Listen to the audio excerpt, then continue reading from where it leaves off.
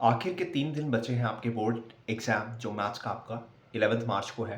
ठीक है, I know you are fully prepared. आपने अपने MCQs, concept crux, previous year questions, SQPs या आपके जो भी एग्ज़ाम्स जो आपने स्कूल में दिए हैं, आपने सारे के सारे को अच्छे से प्रैक्टिस कर लिया होगा। बट स्टिल अभी भी एक चीज़ रहती है, दैट इज़ योर प्लानिंग। जब तक आप प्लानिंग नहीं करके जाते हो, मतलब अपनी एक स्ट्रैटेजी बना के नहीं जाते हो एग्जाम में, एग्जामिनेशन हॉल में, तब तक आपकी जो प्रिपरेशन है वो 100% नहलाई करेगी। ठीक है, so hello everyone, this is any classes. So today we are here to discuss about this strategy कि किस तरह से हम लोगों को स्ट्रैटेजी अपनी बनानी चाहिए ताकि जो हमारी प्रिपरेशन है वो 100% हमारी तरफ से फुलफिल रहे। ठीक है, तो चलिए सारे के सारे क्वेश्चंस को मैं इस तरह कवर करूंगा इस वीडियो में। ठीक है, starting with our few tips. जो मैंने टिप्स आपको पहले भी दे रखी है, उन्हीं टिप्स के बारे में थोड़ा सा हम लोग डिस्कस करेंगे। ओके, तो सबसे पहली जो हमारी यहाँ पे टिप नंबर 1 आती है, जैसा कि मैंने आपको कहा कि आपका प्रिपरेशन तब तक पूरा नहीं हो सकता जब तक आप प्री प्रिपेयर नहीं होकर जाते, मतलब एक प्री प्लान के साथ आप नहीं जाते हो। ठीक है, अब नंबर 1 थिंग ऐसे रहती है कि मैथ्स में ना जो आपका रीडिंग टाइम है वो बहुत ज़्यादा क्रुशियल हो जाता है। ठीक है, अब रीडिंग टाइम जो बाकी वालों के लिए वो आपके लिए कुछ सी और ढंग से रहता है, लेकिन मैथ्स में सिंस यू नो हमारे पास डायरेक्टली क्वेश्चंस नहीं आते हैं, so we have to plan them. मतलब हमें लॉजिक सोचना पड़ता है, देन उसके बाद हमें क्या करना पड़ता है, वो फॉर्मूला अप्लाई करना पाता है। फिर उसके बाद भी हमें श्योरिटी ये नहीं रहती है कि हमारा जो आंसर है वो ठीक आएगा कि नहीं आएगा। ठीक है, तो 15 मिनट्स में आपको बेसिकली ये करना है, आपको एमसीक्यूज और केस बेस्ड स्टडीज को साइड में रख देना है। ठीक है, सबसे पहले मत देखिएगा उसको। तो सबसे पहले क्या करना है, हमने एमसीक्यूज और सीपीक्यू को साइड में रख लिया, और जो आपके सेक्शन बी, सी और डी आती है, गो थ्रू इट। उन तीनों सेक्शंस को बारी बारी देखिए। ठीक है, चाहे आपका बेसिक मैथ्स हो चाहे आपका स्टैंडर्ड मैथ्स हो। बेसिक मैथ्स में यू नो ज्यादा एनसीईआरटी से आएगा, बट स्टैंडर्ड मैथ्स में एनसीईआरटी से थोड़ा कम आएगा, बट फिर भी एनसीईआरटी जरूर आएगा ही आएगा वहां पे। अब आपको करना क्या है, वहां पे आपको एनसीईआरटी के क्वेश्चंस को फाइंड आउट करना है। ठीक है, since through out the year you have done very well in your NCERT questions, तो आपको सारे के सारे वो याद ही होंगे। तो जल्दी से प्रिडिक्ट कर लेना है और आपको वो क्वेश्चंस को मार्क कर लेना है जो आपको बिल्कुल अच्छे तरीके से आती है, जिनको आप आंखें बंद करके कर सकते हो विदाउट एनी डाउट, आप एक ही बारी में कर सकते हो। वो चीज़ आपको, वो क्वेश्चंस को अपना टिक लगा लेना फटाफट। ठीक है, उसके लिए आप मार्किंग रख सकते हो, टिक टिक टिक टिक वाली। ठीक है, just with your pencil you can do like that.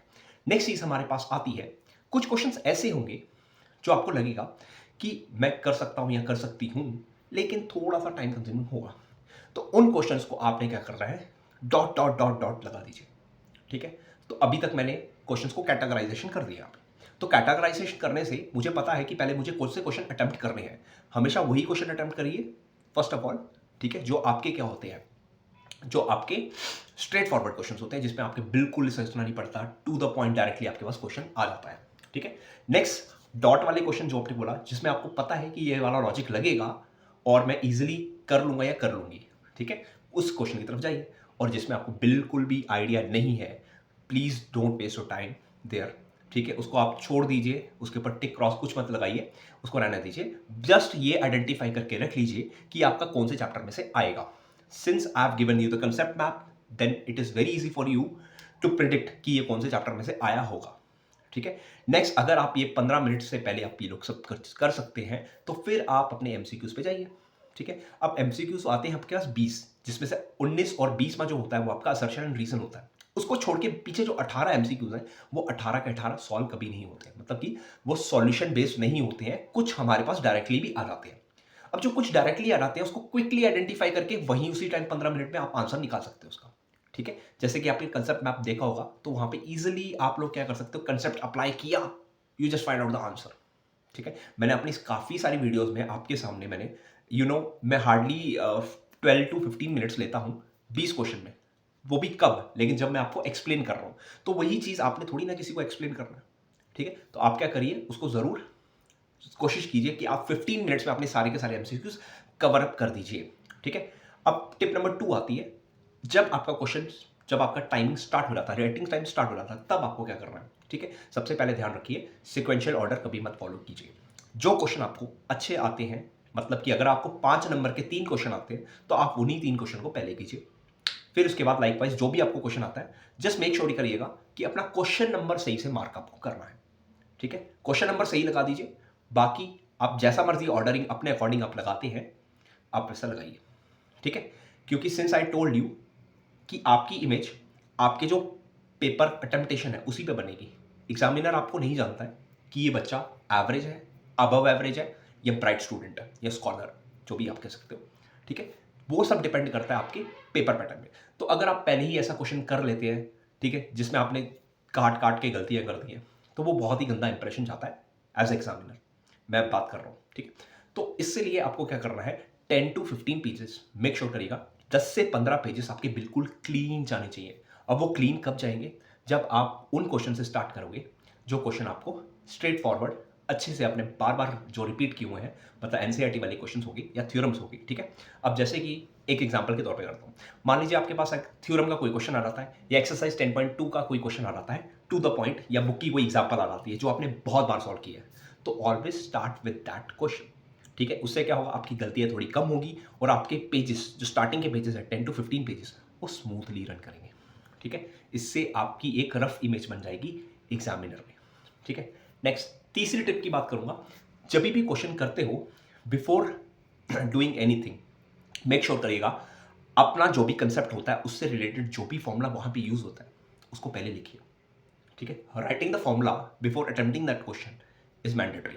इससे आपका ये पता लगता है कि स्टूडेंट को बहुत डीप नॉलेज है, इसको मालूम है कि यहाँ पे कौन सा कंसेप्ट हमें लगाना है और किस तरह से लगाना है। ठीक है, आप रिटर्न वर्क में कम कर सकते हो। रिटर्न वर्क में आई मीन टू से स्टेटमेंट्स जो होती है, इंग्लिश की जो स्टेटमेंट्स होती है उसमें थोड़ी सी कमी रहेगी तो कोई प्रॉब्लम नहीं है, बट मेक श्योर करिएगा फॉर्मुलेज में कोई कमी नहीं रहनी चाहिए। You have to mention your formula each and every time wherever it is applicable. ठीक है, और रीजन जरूर मेंशन करिएगा अगर आपकी थ्योरम से आती है। ठीक है, नेक्स्ट फिगर्स की बात करूं। ठीक है, since you know area related to circles, वहां पे आपके पास सेक्टर या सेगमेंट का क्वेश्चन आता है। अब आप लोग क्या करते हो, अटेम्प्ट तो कर लेते हो, बट अगेन फिगर क्यों नहीं बनाते हो। सरफेस एरिया वॉल्यूम्स का क्वेश्चन आता है, figure, again you have to make a figure. ठीक है, ट्राइंगल्स का क्वेश्चन आता है, फिगर बनाइए, क्योंकि उस फिगर के भी आपके पास मार्क्स होते हैं। और एक सबसे बड़ा जो मिसकंसेप्शन है, जो मैंने आपको काफी बार बता रखा है अपने स्टूडेंट्स को, कि अगर आपको कोई फिगर क्वेश्चन पेपर में दी होती है तो आपको रीड्रॉ नहीं करते हो तुम लोग। भाई उसको रीड्रॉ करना चाहिए ना। कोई भी ज्योमेट्री का क्वेश्चन विदाउट फिगर आप नहीं कर सकते, although it is given in your question paper, but still you need to draw it, so that examiner को क्वेश्चन पेपर को बार बार पलटना ना पड़े, और आपके लिए भी इजी रहेगा। उस फिगर से आपको बार बार जो भी चीज़ें आपने एक्सट्रैक्ट करनी है, it will be easy for you to note it down. ठीक है, अब नेक्स्ट चीज़ आ जाती है हमारे पास, फोर्थ टिप आ जाती है। ठीक है, अब फोर्थ टिप मेरे को देखना पड़ेगा, फोर्थ टिप क्या रहेगा। ठीक है, जैसे कि मैंने आपको कहा, हाँ, कभी कभी क्या होता है हमारे पास, मैंने स्टार्टिंग में कुछ क्वेश्चंस था, ठीक है, मैं क्वेश्चन पेपर कर रहा हूँ अपना, और suddenly I got stuck somewhere. ठीक है भाई, स्टक नहीं करना है। जब भी आप कहीं पे स्टक कर जाए ना, ठीक है, आपको लगा है कि ये क्वेश्चन मेरे से नहीं हो रहा है, डोंट प्रेशराइज योर माइंड। अपने माइंड को प्रेशराइज मत करो उस टाइम पे, वो आपको क्वेश्चन बाद में आ जाएगा। जस्ट मेक श्योर करिएगा उसके लिए थोड़ी सी जगह छोड़िए और अपना नेक्स्ट क्वेश्चन जो आपको अच्छे से आता है उसको कंटिन्यू करिए। ठीक है, अब क्या होगा, उस टाइम अगर आप अपने माइंड को प्रेशराइज करोगे, you will get panic easily. ठीक है, मैथ्स के पेपर में पैनिक होना बहुत ज़्यादा आसान होता था। ठीक है, तो पैनिक नहीं करना है। तो आपको क्या करना है, if you are not getting something at a right time, just make sure करिएगा skip that question and do the next one. थोड़ी सी स्पेस छोड़िए, जितना आपको लगता है कि इतने में ये सॉल्व हो सकता है, अगर मुझे बाद में याद आ जाएगा, याद आ जाएगी। ठीक है, तो skip, leave some space for that, और अपने अगले क्वेश्चन में जाके क्या करिए, उसको अगले क्वेश्चन को अटेम्प्ट करिए। ठीक है, और कभी कभी अगर आपको फ्रस्ट्रेशन लग रही है, ठीक है, तो have a glass of water. ठीक है, पानी आप वाटर कैरी करके जाते हो तो आराम से क्वेश्चन को छोड़िए, 1 मिनट लीजिए, गहरी सांस लीजिए, पानी पीजिए। ठीक है, और मेक श्योर करिएगा जो आपकी जो बैक होती है ना, बैक, उसको जाके ना, जो आपका बेंच होता है पीछे, उसको एक बार जस्ट टच कर लीजिए नॉर्मल से। इससे क्या होता है, जो आपके स्ट्रेस हार्मोन्स होते हैं वो रिलीज हो जाते हैं। ठीक है, और अगर if you want to go outside, you can go to washroom as well, क्योंकि वॉशरूम की फैसिलिटी होती ही होती है, तो आप वहाँ जाके अपने माइंड को थोड़ा सा फ्रेश हो गए, just take a room over there. जैसे आप घूम के आएंगे तो हो सकता है जो आपके माइंड्स में जो है वो थोड़ा रिलैक्स कर जाएगा। ठीक है, जस्ट मेक श्योर करिएगा किसी भी क्वेश्चन में don't get stuck in any question for more than 1 minute. अगर आपको लग रहा है कि मेरे को 1 मिनट से ज्यादा टाइम लग रहा है इसको सोचने में, जस्ट स्किप दैट क्वेश्चन, थोड़ी सी स्पेस छोड़िए और अगला क्वेश्चन अटेम्प्ट करिए, ताकि वो आपके लिए काफी ज्यादा ईजी हो जाए। ठीक है, तो ये थी हमारी नेक्स्ट टिप। ठीक है, अब इस टिप के अलावा कुछ और चीज़ें मैं बताना चाहता हूँ जो आपकी तरफ से काफ़ी सारे क्वेश्चंस रहते हैं। ठीक है, तो सबसे पहला क्वेश्चन, मैंने कुछ क्वेश्चंस रखे हैं अपने पास यहाँ पे, एक एक करके मैं सबको डिस्कस करता हूँ। ठीक है, अब सबसे पहली आती है, ठीक है भाई, सबसे पहला क्वेश्चन आता है हाउ टू रिवाइज। देखो रिवाइज कैसे करने के लिए, इसके लिए तो पूरा वीडियो लग जाएगा कि किस तरह से हमें रिवाइज करना चाहिए, बट एक मैं शॉर्ट सा बता देता हूँ आपको। रिवाइज करने के लिए सिंस आई गिवन यू, मैंने आपको एमसीक्यूज की सीरीज दे रखी है। ठीक है, आप क्या कर सकते हैं भाई, उसको 2x में लगा के आप लोग सॉल्व कर लीजिए, वो भी कर सकते हैं। ठीक है, अगर आपको नहीं करना है वो चीज़, तो आपको मैंने कंसेप्ट क्रक्स दे रखा है, आप कंसेप्ट क्रक्स को रिवाइज करती चाहिए। ठीक है, एनसीईआरटी बुक्स के क्वेश्चंस को एक बार गो थ्रू इट। ठीक है, आपके पास 3 दिन है, कल से आपके 3 दिन स्टार्ट हो जाएंगे, तो 2 दिन में भाई पूरी की पूरी एनसीईआरटी आपकी कवर हो जानी चाहिए, प्लस एक्स्ट्रा क्वेश्चंस जो भी आपको प्री बोर्ड्स के अवेलेबल हैं क्वेश्चन पेपर्स, और जो भी आपको सीबीएसई के सैम्पल पेपर्स अवेलेबल हैं और प्रीवियस ईयर, बस वही करने हैं आपको। ठीक है, उसको गो थ्रू इट और एनसीईआरटी को अच्छे से पढ़ लीजिए, उसके कंसेप्ट को समझिए। ठीक है, क्योंकि क्वेश्चन हल्का सा चेंज होता है, concept will be the same. ठीक है, उसका ध्यान रखिएगा, इस तरह से आपको रिवीजन करनी है, क्योंकि टाइम बहुत कम है, आप नया टॉपिक नहीं कर सकते हैं। और मेक श्योर करिएगा जब भी रिवीजन करते हैं फिगर्स पे थोड़ा ज़्यादा फोकस रखिएगा। ठीक है, और जिन बच्चों को ट्रिग्नोमेट्री हार्ड लगती है, तो मैंने ट्रिग्नोमेट्री का एक सिंपल सा बताया आपको, न्यूमेरिक करना, that is your Pandit Badri Prasad हर हर बोले सोना चांदी तोले। एक तो ये न्यूमेरिक है, और दूसरा जो मैंने आपको बोला है angle table, that is very must for you, आपको वो करना है। ठीक है, एंड यू नो 8.3 का जो क्वेश्चन नंबर 5 के 10 पार्ट्स है, that is also beneficial for you. ठीक है, बहुत ज़्यादा इंपॉर्टेंट है। ठीक है, तो अगर आप वो वाले क्वेश्चंस अटेम्प्ट कर लेते हैं, बेसिक को तो हो सकता है सेम टू सेम क्वेश्चन आ जाए, स्टैंडर्ड को हल्का सा थोड़ा सा चेंज हो जाएगा।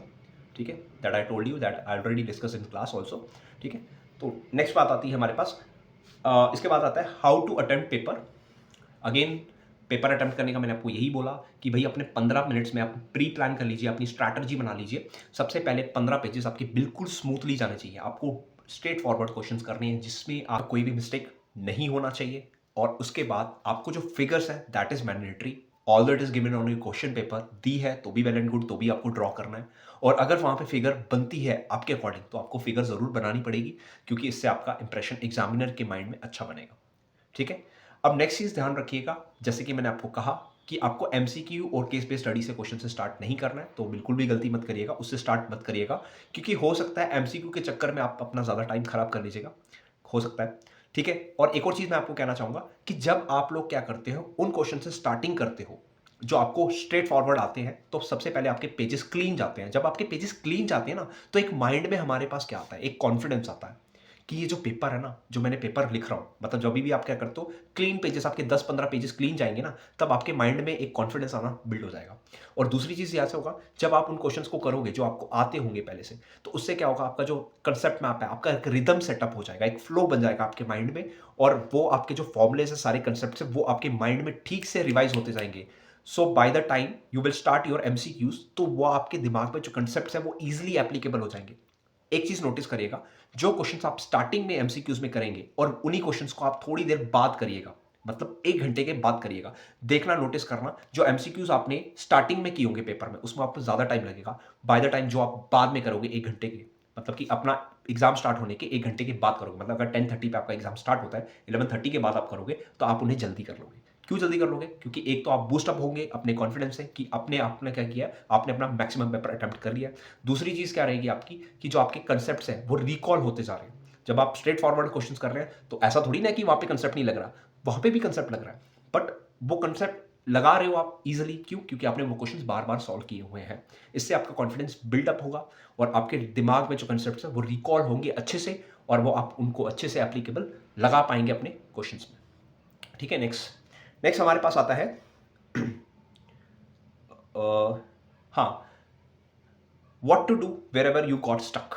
ठीक है, जब भी किसी क्वेश्चन में स्टक हो जाओ तो क्या हो जाए, अभी मैंने थोड़ी देर पहले टिप में ये चीज कवर की है, लेकिन again I am telling you, जब भी स्टक हो जाओ, अगर आपको लग रहा है फ्रस्ट्रेशन ज्यादा है, ठीक है, तो have a glass of water. ठीक है, और ग्लास ऑफ वाटर लीजिए, ठीक है, अपनी बैक को पीछे टच कर लीजिए, ठीक है, अपने स्ट्रेस हार्मोन्स रिलीज कर लीजिए। ठीक है, और अगर लग रहा है किसी क्वेश्चन में 1 मिनट से ज्यादा टाइम वेस्ट हो रहा है, तो लीव दैट क्वेश्चन। ठीक है, अपने अगले क्वेश्चन की तरफ बढ़िए। ठीक है, क्योंकि आफ्टर आई टोल्ड यू ना कि आपको स्टार्टिंग में 15 मिनट में क्या कर देनी है, कैटेगराइजेशन कर देनी है क्वेश्चन की, टिक लगा के, डॉट लगा के, और कुछ नहीं लगा के। टिक वाले वो होंगे जो स्ट्रेट फॉरवर्ड आते होंगे आपको, डॉट वाले होंगे जो आपको पता है थोड़ा सा टेम्पटेशन करके यू कैन डू इजिली। ठीक है, और जिसमें कुछ नहीं लगाया वो आपको पहले से ही पता है कि आप क्वेश्चन एट एंड करोगे, क्योंकि इसके बारे में आपको थोड़ा सा भी नॉलेज नहीं है। ठीक है।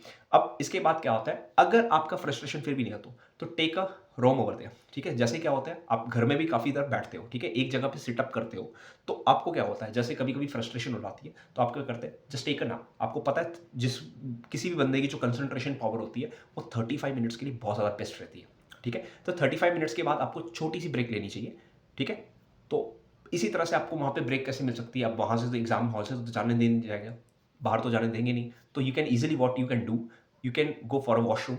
ठीक है, आप वॉशरूम जाइए। ठीक है, अगर वॉशरूम आया तो वॉशरूम जाइए, अदरवाइज क्या करिए, बस एक बार वॉशरूम जाके थोड़ा सा अपना माइंड फ्रेश अप कर लीजिए। क्योंकि जब एक रूम को आप छोड़ के जाते हो तो वो जो आपका जो प्रेशर है ना माइंड का, जो एग्जामिनेशन हॉल का जो आपके पास पैनिक क्रिएट किया होगा जो आपके माइंड में, वो थोड़ा सा रिलीज हो जाता है। ठीक है, तो movement you change the room, आप रूम जैसे ही चेंज करते हो वो फ्रस्ट्रेशन थोड़ा सा कम हो जाता है। ठीक है, तो मेक श्योर करिएगा जब भी स्ट्रेस हो जाइए, have a glass of water. अगर नई बात बन रही है तो गो फॉर वॉशरूम ऑल्सो। ठीक है, नेक्स्ट हमारे पास आती है यहाँ पे,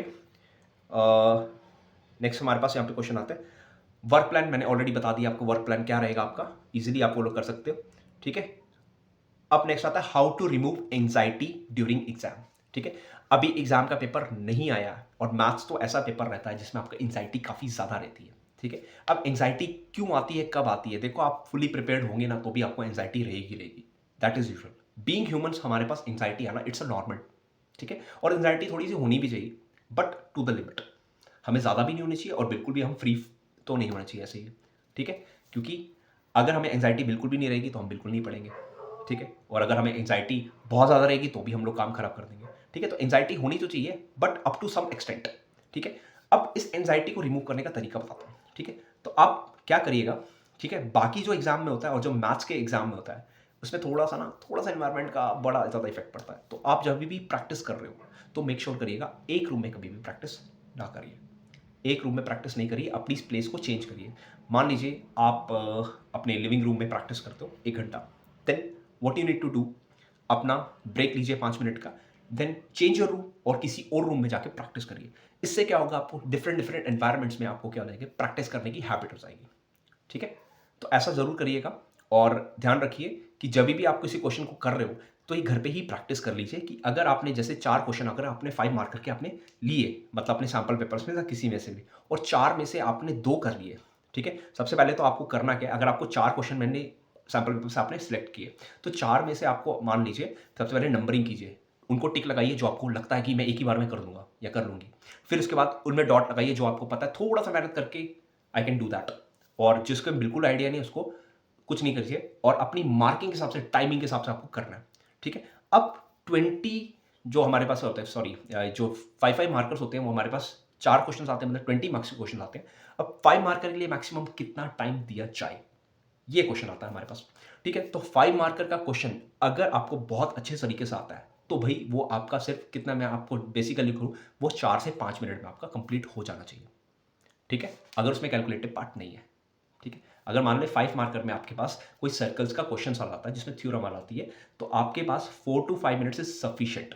अब 4 से 5 मिनट में कोशिश करिएगा कि उस चीज़ को कंसाइज कीजिए, मतलब टू द पॉइंट कीजिए। कोई भी चीज़ ऐसे मत लिखिए जिसके लिए आपको ज़्यादा कहानी लिखनी पड़ रही है, तो ज़्यादा कहानी लिखने के चक्कर में क्या हो जाएगा, आपका क्वेश्चन छूट सकते हैं बाकी वाले। ठीक है, और उस ज़्यादा कहानी को कवर कैसे कर सकते हैं, अगर आप फिगर में ही सब कुछ बता दीजिए, जैसे मान लीजिए हाइट एंड डिस्टेंस का क्वेश्चन आता है। ठीक है, वहाँ पे आप लोग क्या करते हो, ट्राइंगल ड्रॉ करते हो सिंपली। ठीक है, वहाँ पे लिखता हूँ मैं ABC और एंगल्स वहीं मेंशन कर देता हूँ। ठीक है, एक बच्चा लिखता है let height of a tower equal to H, और मैंने वहाँ पे लिख दिया भाई AB जो है वो मेरा टॉवर है और उसके H रिप्रेजेंट कर दिया और मीटर भी लगा दिया। अब देखो दोनों चीज़ है, एक बच्चा फिगर लगा के नीचे लाइन भी लिख रहा है और एक ने फिगर में ही एक्सप्लेन कर दिया। ठीक है, तो बोथ आर करेक्ट। मैं वो नहीं कह रहा कि उस बच्चे ने भी गलत किया है, उस बच्चे ने कोई गलत नहीं किया, बट मेक श्योर करिएगा जो चीज़ आप फिगर में वेल एक्सप्लेन कर सकते हो उसको भाई आप कोशिश करिए, अवॉइड करिए कि उसको आप इंग्लिश की फॉर्म में लिखिए। ठीक है, इससे आपका टाइम बचेगा और आप एक्स्ट्रा चीज़ें नहीं लिखेंगे। ठीक है, तो आई होप ये चीज़ आपको क्लियर हो चुकी होगी। ठीक है, नेक्स्ट क्वेश्चन आता है एमसीक्यूज की प्रैक्टिस कैसे करें। ठीक है, तो एमसीक्यूज की प्रैक्टिस के लिए आई टोल्ड यू, मतलब मैंने अपने चैनल पे भी आपको 6 या 7 videos I know MCQ series एक बिल्कुल प्रोवाइड की गई है। ठीक है, आप वहाँ से जाके एमसीक्यूज को कर सकते हैं। ठीक है, ज़्यादा टाइम वेस्ट ना हो तो इसके लिए आप क्या कर सकते हैं, यू कैन 2x में लगा के आप उसको कर सकते हैं। नहीं तो आपको अगर वीडियोज़ नहीं देखना है, I don't think so watching video at this time is beneficial for you, तो आप सिंपली क्या कर सकते हैं, अपने जो प्री बोर्ड्स के पेपर्स हैं, वहाँ से एमसीक्यू सेलेक्ट कर लीजिए, ठीक है, और उसकी प्रैक्टिस कर लीजिए। मेक श्योर करिएगा प्रैक्टिस करने से पहले आपको कंसेप्ट क्रक्स जरूर आना चाहिए, क्योंकि आपको कंसेप्ट क्रक्स जब तक नहीं आएगा, और एक चीज़ ध्यान रखिएगा, एमसीक्यूज को कभी भी डे के स्टार्टिंग में मत करना। मेरी एक बात मान के चलना, एक टिप की तरह बता रहा हूँ, टिप मैंने आपको पहले ही बताई कि जब भी आप लोग करते हो प्रैक्टिस, तो आप पहले बाकी क्वेश्चंस को प्रैक्टिस कीजिए, 1 घंटा लगाइए, उसके बाद जाके आप एमसीक्यूज को प्रैक्टिस करिए, ठीक है। और देखिएगा वो जो आपके कंसेप्ट्स होते हैं ना, वो काफी बार रिकॉल होते रहेंगे, तो इससे आपका माइंड ना थोड़ा सा तेज चलेगा एज कंपेयर टू जब आप पहले अटेम्प्ट करते हैं, ठीक है। सो ये भी आपके लिए काफी बेनिफिट रहता है। नेक्स्ट, अभी मैं आपके लिए थोड़ी देर में आपके, शायद कल तक आपके पास एक वीडियो आएगी जिसमें आपको मैं बताऊंगा कि किस तरह से अपने आपको टाइम मैनेजमेंट करना है, ठीक है। ये भी किसी ने मेरे से क्वेश्चन पूछा था, how to manage your time during exam, during maths exam, ठीक है। तो मैथ्स के एग्जाम में टाइम मैनेजमेंट करना थोड़ा सा डिफिकल्ट होता है as per the other subjects, लेकिन फिर भी मैंने जैसे आपको बताया, मैं बिल्कुल आपको बताऊंगा कि इस तरह से बताऊंगा कि आपके रिमेनिंग 45 मिनट्स फिर भी बच जाएंगे, ठीक है। 40 टू 45 मिनट्स आपके पास फिर बचेंगे रिवीजन के लिए। अब ये कैसे प्री प्लान कराना है, उसके लिए मैंने थोड़ा आपको रीडिंग टाइम के टाइम बताया, मैंने आपको रीडिंग टाइम पे आपको क्या करना है वो सब मैंने आपको स्ट्रैटेजी बताई है, लेकिन फिर भी एक बार रिकॉल, एक डेडिकेटेड वीडियो बना दूंगा मैं इसको, जिससे आप कर सकते हैं, ठीक है। सो आई होप मैंने सारे के सारे क्वेश्चंस और टिप्स जो भी थी इस वीडियो में कवर की है, लेकिन अगर फिर भी आपको कोई डाउट है और आपका क्लियर नहीं हुआ है, अगर कोई दिमाग में क्वेश्चन है, तो आप कमेंट सेक्शन में लिख सकते हैं। Comment section is open for you, you are most welcome, आप you can write on that, ठीक है। लिखिए उसमें ज़रूर, और मैं ज़रूर आपको रिप्लाई करूंगा, ठीक है। व्हाट्सएप चैनल का भी मैंने लिंक दे दिया है कि अगर भाई आपको यूट्यूब में वीडियो ढूंढना काफ़ी मुश्किल होता है, तो आप व्हाट्सएप चैनल के जरिए भी जा सकते हैं, क्योंकि व्हाट्सएप चैनल में मैंने कुछ ऐसे क्वेश्चंस भी अटेम्प्ट किए हुए हैं, मतलब सॉल्व किए हुए हैं, जो हमने यूट्यूब में कवर नहीं किए, ठीक है। So I hope you are doing well and stay prepare for your exam and make a strategy for that, because जब तक एग्जीक्यूशन पार्ट ठीक से नहीं होता, तब तक हमारी मेहनत बिल्कुल सफल नहीं होती है, ठीक है। सो एग्जीक्यूशन पार्ट करने के लिए you have to make a plan, ठीक है। So good night to everyone, thanks for watching and have a good day, all the best for your exam.